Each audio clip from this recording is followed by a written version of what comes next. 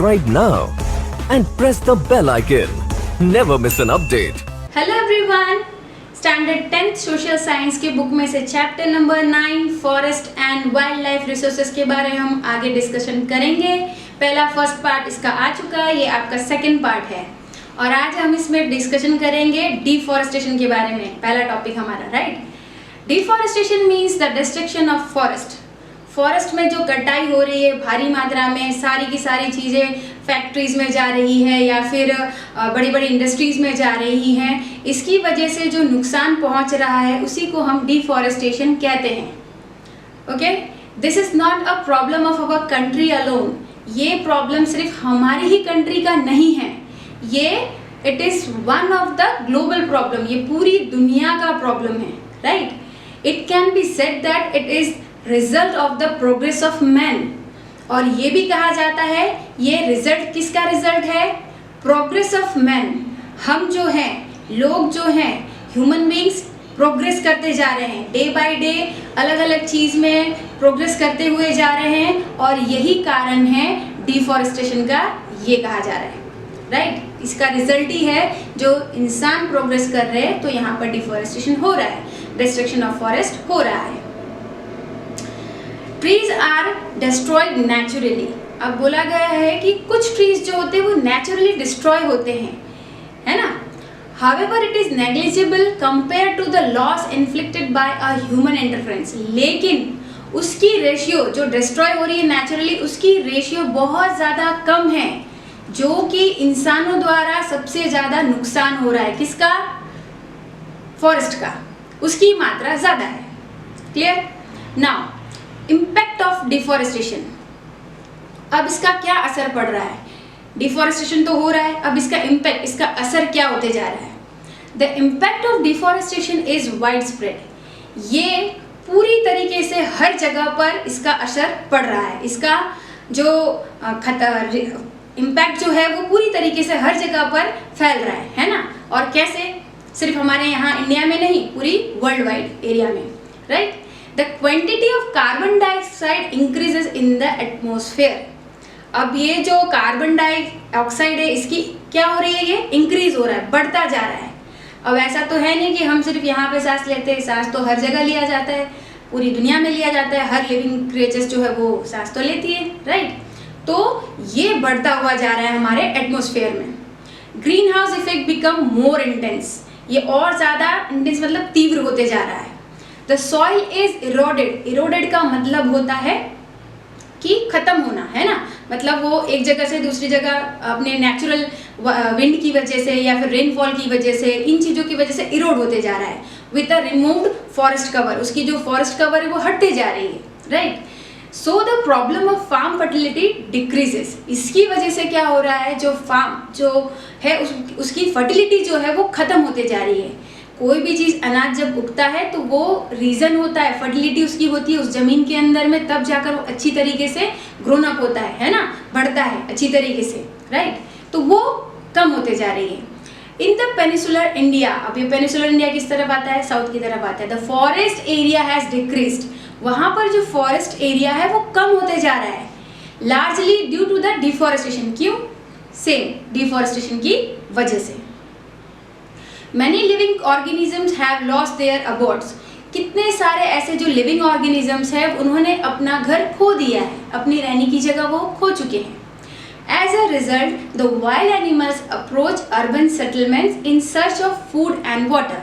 इसीलिए जो जंगल में रहने वाले एनिमल्स थे राइट, उनका तो घर था वो फॉरेस्ट, लेकिन जब वो सब कटाई हो चुकी है, कट चुका है, तो वो एनिमल्स कहाँ जाएंगे? इसीलिए वो अर्बन सेटलमेंट्स की तरफ में आते हैं, शहरों की तरफ में आपको देखने को मिलेगा। क्यों?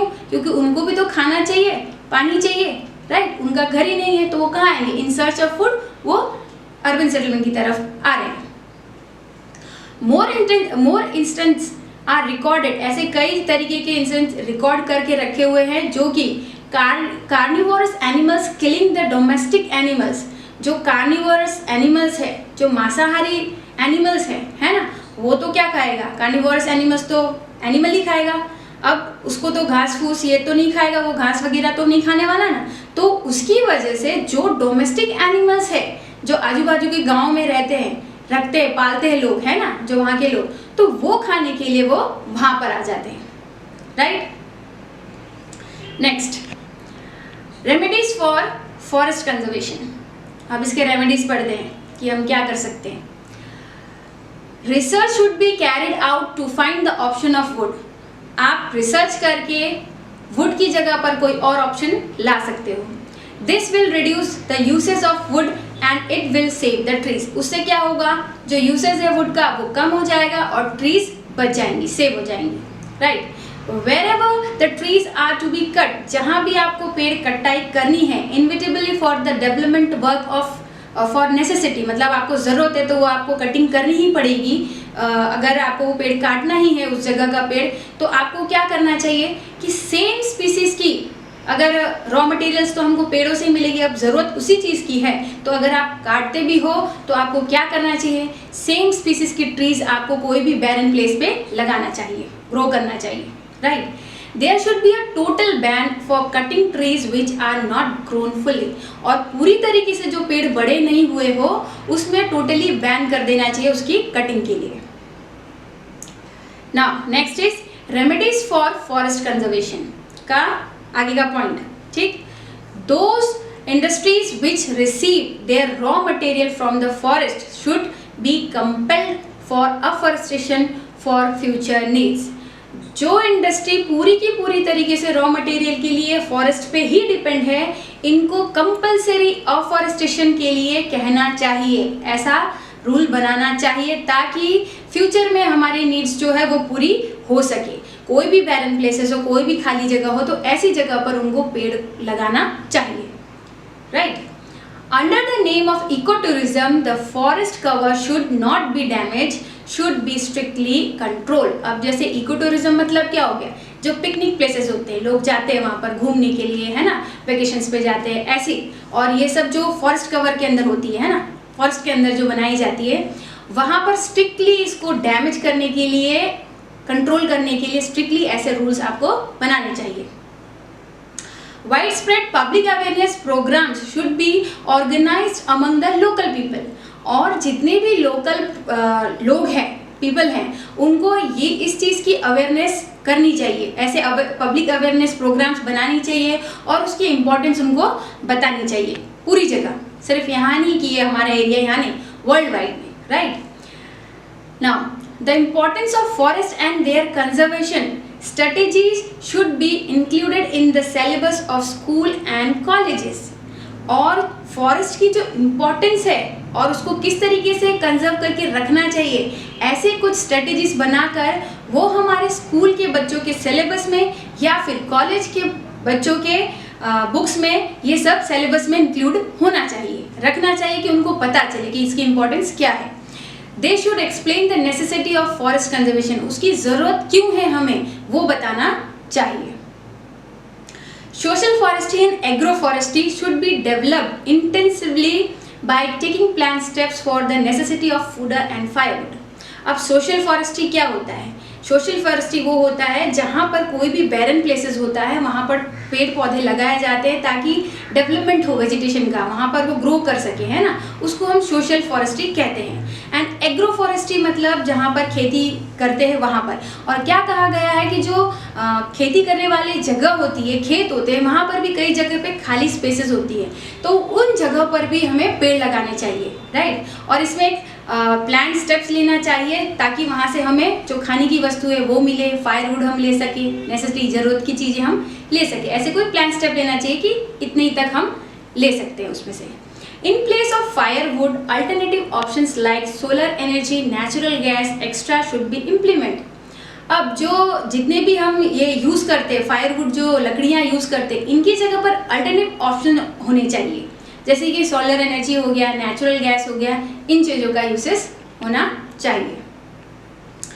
Next is forest resources should be use sparingly. जो फॉरेस्ट रिसोर्सेज जितने भी है उसको यूज़ मिल रहा है तो यूज़ एकदम कंटिन्यूसली नहीं करना चाहिए, स्प्रैंगली मतलब स्पेयर में यूज़ करना चाहिए, right. In order to make the process of tree growth faster and healthier, और ऐसा कुछ बनाना चाहिए कि जो ट्रीज है वो ज़्यादा से ज़्यादा ग्रोथ करे और जल्दी करे और हेल्दियर रहे।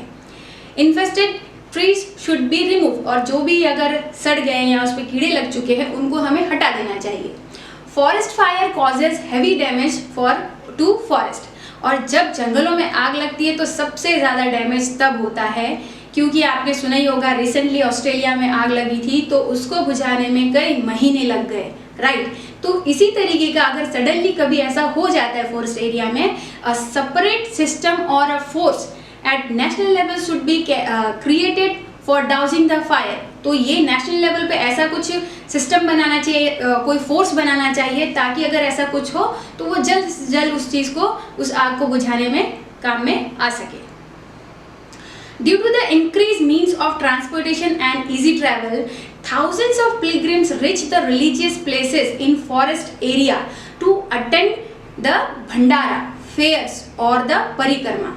अब क्या हो गया है, आजकल ट्रांसपोर्टेशन बहुत इजी हो गया है ना, और कई तरीके के हो गए, बढ़ भी गए हैं। अब लगातार आपको एक जगह से दूसरी जगह नहीं जाने के लिए कई तरीके के ट्रांसपोर्टेशन मिल जाते हैं। तो फिर क्या होता है, जो थाउजेंड ऑफ पिलग्रिम्स, जो धार्मिक लोग होते हैं, तो वो लोग क्या करते हैं, ऐसी जगह पर जाते हैं, राइट, फॉरेस्ट। और वो कहाँ पर होता है मोस्टली, अगर आप देखो कि धार्मिक स्थल आपको कहाँ पे मिलेगा, जगह आपको जंगलों में मिलेगा, फॉरेस्ट एरिया से बीच में ही मिलता है ऐसे, है ना। तो वो वहाँ पर भंडारा के लिए, फेयर्स के लिए या फिर परिक्रमा के लिए जाते हैं। At that time, the litter should be clear properly, otherwise the forest are polluted। मतलब जब वो वहाँ पर जाते हैं, वहाँ पे बहुत तरीके का कचरा हो जाता है ना, गंदगी फैल जाती है वहाँ पर, क्योंकि वहाँ पर हजारों लाखों लोग जाते हैं। तो उस चीज़ को तुरंत ही हमें साफ कर देना चाहिए और क्लीन रखना चाहिए। An area should be demarcated and reserved for an animal pasture। अब ऐसा कुछ एरिया ऐसा बनाना चाहिए कि वो रिजर्व हो, कि पर्टिकुलर एनिमल्स जो पास्चरिंग एनिमल हुए उनको वहीं पे ले जाकर चराया जा सके। वो एक एरिया डिवाइड कर देना चाहिए, है ना, कि इतनी जगह पर भी हम उनको चरा सकते हैं।